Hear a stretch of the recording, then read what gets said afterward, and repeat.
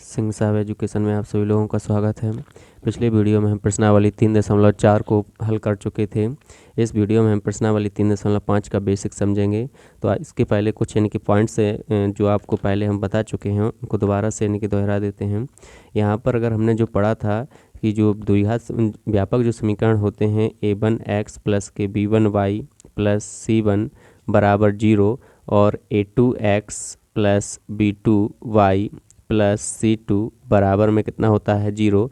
तो हम इनसे क्या करते हैं a1/a2 b1/b2 और c1 बटे जो c2 के मान निकालते हैं a1 का मान a1/a2 निकालते हैं b1/b2 निकालते हैं और c1/c2 निकालते हैं। अब हमारे लिए जो तीन कंडीशन मिलती थी उन तीन कंडीशनों में हम देखते थे कि हमारा अगर पहली कंडीशन थी यदि a1/a2 बराबर नहीं है किसके b1/b2 के, तो हमें कौन सा हल प्राप्त होता था।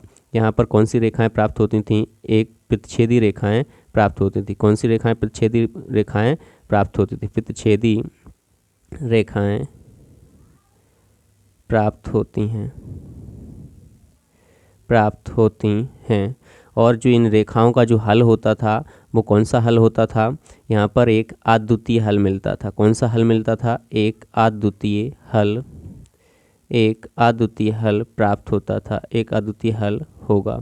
यहाँ पर जो प्रतिच्छेदी रेखाएं थीं उन रेखाओं का कौन सा हल प्राप्त होता था, एक अद्वितीय हल प्राप्त होता था। अब यहाँ पर दूसरा यानी कि जो कंडीशन रहती थी, दूसरी कंडीशन में हमारा क्या रहता था, a1/a2 बराबर है b1/b2 के और b1/b2 बराबर है किसके, c1/c2 के। तो हमारे लिए जो रेखाएं मिलती थीं वो कौन सी रेखाएं मिलती थीं, समपाती रेखाएं मिलती थीं। कौन सी रेखाएं, समपाती रेखाएं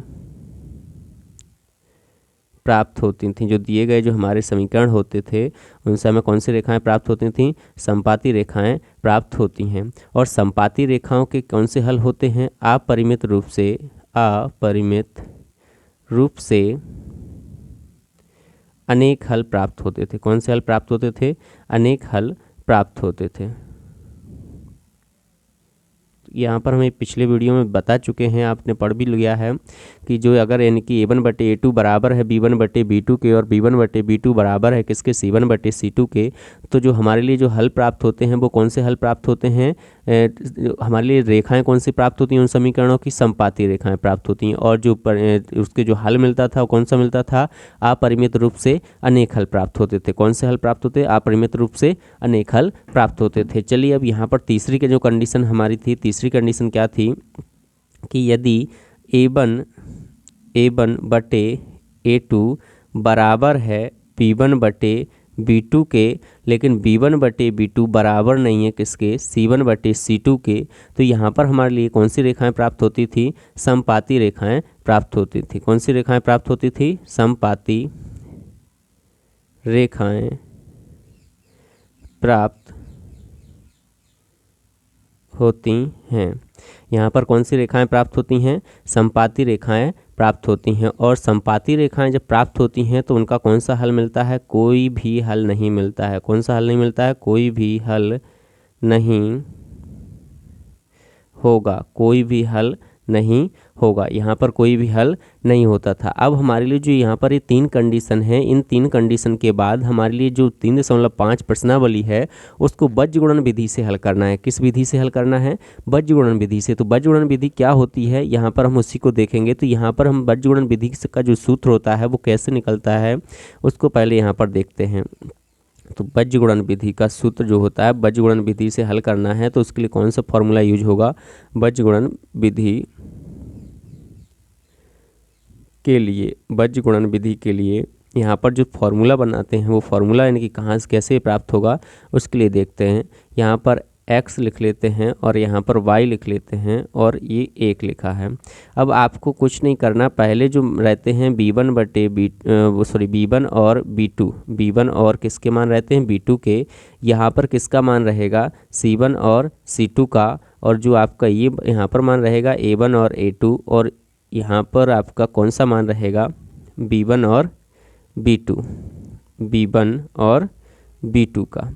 तो यहाँ पर देखिए, यहाँ पर पहले B1 B2 यहाँ पर भी है, B1 B2 यहाँ पर भी है।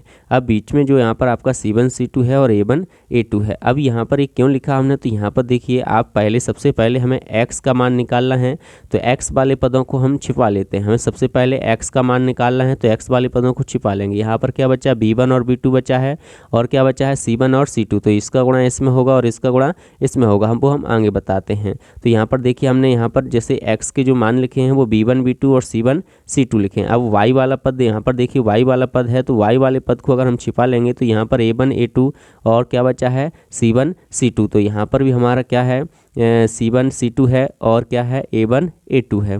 चलिए अब अगला जो अचर पद है, एक अचर पद को हमने यहाँ पर एक लिया है, तो अगर C1 का मान छिपा लेंगे तो A1 A2 और क्या बचेगा, B1 B2। तो यहाँ पर हमारा A1 और A2 है और हमने क्या ले लिया है, B1 और B2 ले लिया है। चलिए अब इससे एक सूत्र निकालते हैं जो हमारा यानी कि किसका है, यहाँ पर जो आपका जो सूत्र बनेगा वो आपका किसका बन जाएगा, बजगुणन विधि वाला सूत्र बनेगा। यहाँ पर देखिए x है, तो पहले हमें क्या करना है कि यहाँ पर पहले इस गुणा करना है, त्रियक गुणा करना है इनका, इसका गुणा इसमें, फिर इसका गुणा इसमें, फिर इसका गुणा इसमें करना है, फिर इसका गुणा इसमें, और इसका गुणा इसमें करना है, और इसका गुणा इसमें करना है। तो चलिए यहाँ पर देखते हैं। पहला जो बनेगा x के बटे में बनेगा x बटे B1, और B1 का गुणा C2 से होगा तो B1 C2 माइनस जो दूसरा बनेगा यहाँ पर B2 C1, दूसरा क्या बनेगा, B2 C1 बराबर जो दूसरा बनेगा y वाला, तो y बटे यहाँ पर C1 का मान किस में होगा, C1 का गुणा किस में होगा, A2 में। तो यहाँ पर जो आपका बन जाएगा C1 A2 माइनस यहाँ पर दूसरा बनेगा C2 A1 और जो आपका तीसरा बनेगा 1 बटे यहाँ पर देखिए A1 का गुणा B2 में होगा, तो A1 B2 minus A2 B1 minus A2 B1, यही बनेगा। तो हमारा जो यही सूत्र रहेगा, हमें इसी सूत्र से यानी कि हल करना है। और आप आशा करता हूं कि आपको ये समझ में आया होगा। तो आपने पहले ये 3 कंडीशन पढ़ी हुई थी, हमने ये बता दिया है जो आपका यानी कि प्रश्नावली में यूज है, तो वो इन्हीं का यूज है पहले सवाल में। तो हम आपको जब प्रश्नावली करवाएंगे जिस वीडियो में, तो उसमें भी आपको बता देंगे। यहाँ पर सिर्फ आपको ये समझना है कि जो बजगुणन विधि है, बजगुणन विधि का जो सूत्र होता है वो कैसे प्राप्त करते हैं तो हमने आपको बता दिया है। x लिखा, B1 B2 C1 C2 ये सभी, और जो फॉर्मूला बनता है वो कैसे आता है, तो ये सब कुछ हमने आपको बता दिया है। आशा करता हूं कि आपको ये वीडियो पसंद आएगा, और अगर पसंद आए तो सब्सक्राइब कीजिए और लाइक कीजिएगा। आप लोग लाइक नहीं करते हैं, लाइक कीजिएगा, और कमेंट बॉक्स में कमेंट करके ज़रूर बताइएगा कि आपको और कैसे वीडियो यानी कि पसंद आते हैं और हमारे वीडियो कैसे लगते हैं। हम उसी टाइप्स के आपको वीडियो उपलब्ध करवाएंगे। Thank you.